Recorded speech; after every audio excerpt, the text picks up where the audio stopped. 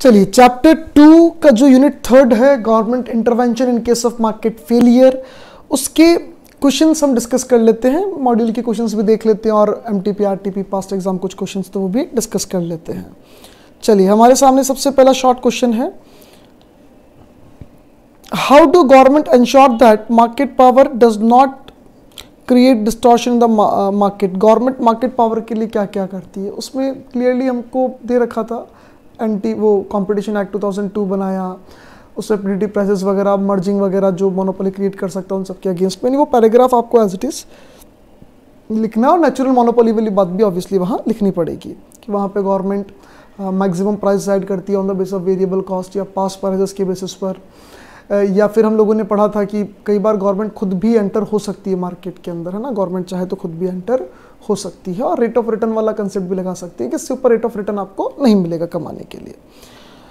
Account for the difficulties in the determination of level of taxes to solve the problem associated with the market failure.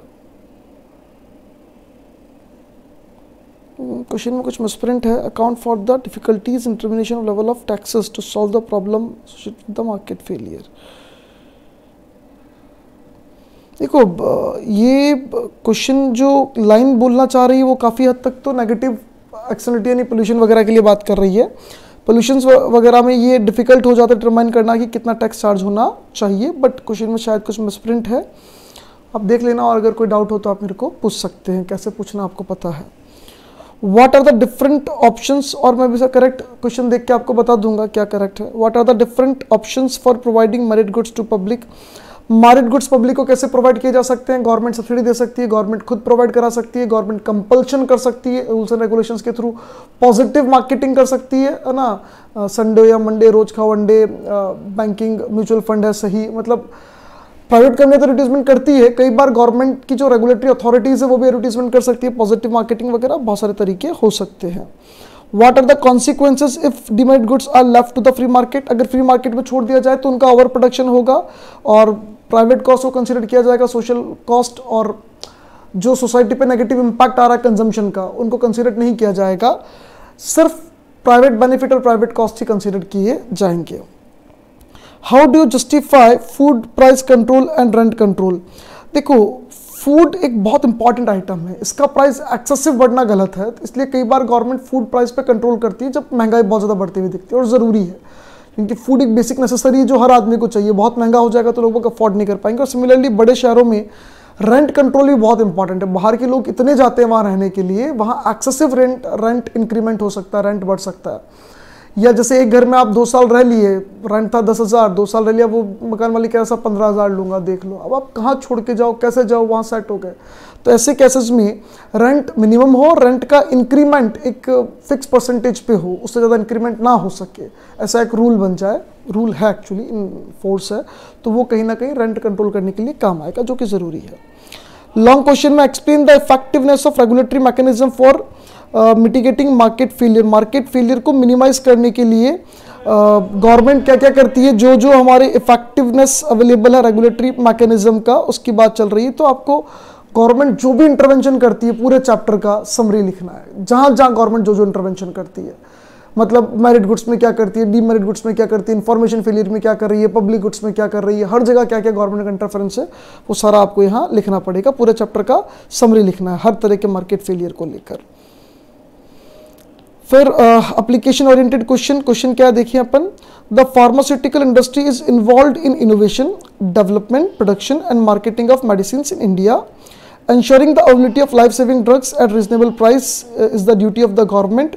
The National Pharmaceutical Pricing Authority is the watchdog in India. यानी government का जो NPPA है, national pharmaceutical pricing authority, ये basically ध्यान रखता है कि कोई ड्रग्स बहुत ज़्यादा महंगा तो नहीं है, कॉस्ट सारी 2 रुपया 10,000 में तो नहीं बेच रहे, ऐसी हरकत तो नहीं हो रही, उसको कंट्रोल करती है।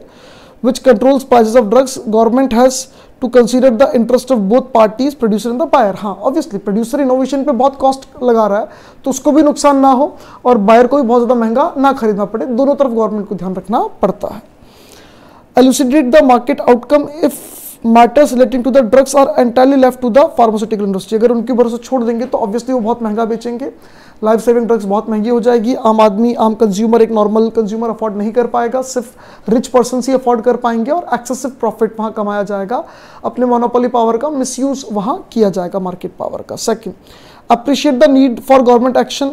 गवर्नमेंट की क्या जरूरत है यहाँ पर, तो हम ये कह रहे हैं भैया बहुत नेसेसरी है, बहुत ज़रूरी है, ये सिर्फ पैसों के बेसिस पर नहीं, ज़रूरत के बेसिस पर अवेलेबल होना चाहिए और इनकी नेसेसिटी इतनी हाई है कि यहाँ पर मार्केट फेलियर के चांसेस बहुत ज़्यादा हैं, मोनोपोली पावर का मिसयूज उसके चांसेस बहुत ज़्यादा हैं, इसलिए गवर्नमेंट को वहाँ इंटरवेंशन करना ही चाहिए। What are the different policy available, government कैसे कैसे इंटरवेन कर सकती है। इनोवेशन वाली कंपनी के ऊपर गवर्नमेंट रेट ऑफ रिटर्न लगा सकती है, भैया आप इनोवेशन करते हो, बहुत खर्चा करते हो, कोई बात नहीं, आप वापस कमाओ, पर आपके इन्वेस्टमेंट का रिटर्न का जो रेट होगा वो इससे ज़्यादा नहीं होना चाहिए। या गवर्नमेंट इस पर ये भी लगा सकती है कि आप जो बेचोगे उसका मैक्सिमम प्राइस ये रहेगा। या गवर्नमेंट लाइसेंसिंग पॉलिसी यूज़ कर सकती है कि अलग अलग बंदों को लाइसेंस दे दे जो प्रोडक्ट बेच रहे हैं, ठीक है। डायरेक्ट प्रोविजन, गवर्नमेंट खुद मार्केट में उतर जाए बेचने के लिए, ये भी गवर्नमेंट कर सकती है, अलग अलग तरीके से गवर्नमेंट इंटरवेन कर सकती है। सेकंड क्वेश्चन यहाँ से शुरू है, यहाँ से नहीं, ऊपर वाली लाइन से। The draft of new economic education policy 2016 proposes की changes in government's policy towards education. 2016 का जो न्यू एजुकेशन पॉलिसी का ड्राफ्ट है उसमें काफ़ी सारे चेंजेस गवर्नमेंट की तरफ से बताए गए हैं कि जो हमको करने हैं एजुकेशन में। आप लोग पढ़ लेना उसको एक बार, वैसे कुछ विशेष नहीं है, मैं बता दूं। उसमें ये समझा रखा भाई, एक तो 10th जो बोर्ड नहीं है वो बोर्ड करेंगे, संस्कृत को हम इंपॉर्टेंस देंगे, एजुकेशन के अंदर कई सारा नया कंटेंट हम जोड़ेंगे, उसके अलावा एजुकेशन सबके लिए हो, जेंडर बेस्ड इनइक्वलिटी ना हो, क्वालिटी एजुकेशन हो, यूनिफॉर्मिलिटी आए इंडिया वाइड एजुकेशन के अंदर, ऐसे बहुत सारी बातें वहाँ लिखी हुई है, आप एक बार रीड करना चाहो तो कर सकते हो।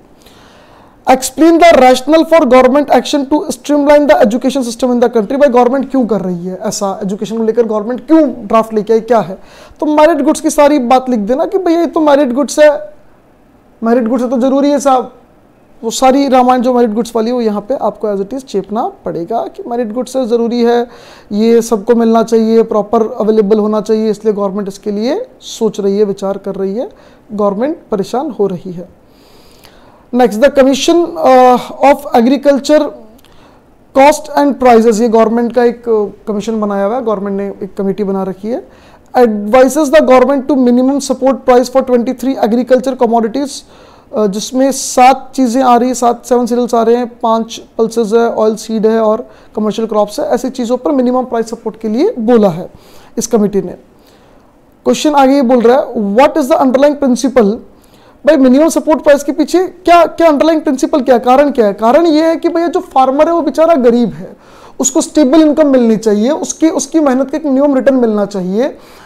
प्राइस फ्लक्चुएशन के चांसेस बहुत ज़्यादा होते हैं और ट्रेडर्स अपनी पोजीशन का मिसयूज कर सकें, इसके भी बहुत ज़्यादा चांसेस होते हैं। इसलिए फार्मर्स को एक मिनिमम प्राइस तो मिलना चाहिए, एक स्टेबल इनकम मिलना चाहिए, वरना फार्मर जो पूरे इकोनॉमी के लिए primary raw material and food provide करा रहा है, अगर वही सेफ एंड सिक्योर फील नहीं करेगा तो इकोनॉमी कभी भी सरवाइव नहीं कर पाएगी। हम भूख से और हमारे इंडस्ट्रीज रॉ मटेरियल की भूख से मर जाएंगे। Why do consider free market undesirable, बिल्कुल इसीलिए है कि बॉस यहां पर मिसयूज होगा, ट्रेडर्स अपने पावर का मिसयूज करेंगे और प्राइस फ्लक्चुएशन ज़्यादा होंगे तो बेचारे फार्मर्स को एक मिनिमम रिटर्न भी नहीं मिलेगी। उनको एक मिनिमम रिटर्न की गारंटी तो होनी ही चाहिए, वो जो मेहनत कर रहे हैं उसके बदले में, क्योंकि ये इकोनॉमी का बैकबोन है। अगर ये प्रॉपर नहीं चलेगा तो इकोनॉमी भी प्रॉपर नहीं चल सकती है। ये पास्ट एग्जाम में कुछ जो क्वेश्चंस आए हैं, which type of government intervention are applied for correcting information failure. Information failure में 3 पॉइंट एज इट इज लिखने हैं जो नोट्स में दे रखे हैं। How the government intervene to ensure stability of price level. Price level के स्टेबिलिटी को लेकर गवर्नमेंट क्या कर सकती है, प्राइस लेवल स्टेबिलिटी को लेकर गवर्नमेंट क्या कर सकती है। Rate of return, price capping, price ceiling, अलग अलग ऑप्शन है गवर्नमेंट के पास कि प्राइस जिस लेवल पे उसी पे रहे, ऊपर ना जाए। सब्सिडी प्रोवाइड करा सकती है, गवर्नमेंट को लगे कि नहीं यार ये प्रोड्यूसर जो है वो जानबूझ के प्राइस नहीं बढ़ा रहा, उसका रॉ मटेरियल महंगा हो रहा है, रीजनेबली प्राइस बढ़ाना पड़ रहा है, तो वहाँ गवर्नमेंट सब्सिडी प्रोवाइड करा दे। How do government correct market failure resulting from demerit goods, demerit goods में गवर्नमेंट क्या क्या कर सकती है, एज इट इज 4-5 पॉइंट आपको दे रखे हैं, टैक्सेस बढ़ाने वाला, डिस्करेजिंग मार्केटिंग करने वाला, कंप्लीट बैंड करने वाला, स्पेशल बैंड करने वाला, स्पेस वाइज जो बैंड होता है वो करने वाला, एज ग्रुप वाइज बैंड करने वाला, वो हमने देखा था। Describe price ceiling, price ceiling आप प्रॉपर्ली हमने पूरा एक पैराग्राफ दे रखा है, डायग्राम और 4-5 पॉइंट लिखे हुए एज इट इज, वहाँ से आप लिख सकते हो। ठीक है, ये हमारा चैप्टर का हमने फास्ट ट्रैक रिवीजन भी कर लिया, क्वेश्चंस भी कर लिए। फिर भी आपको कोई डाउट हो तो you can ask me. Okay boss, bye bye, thank you.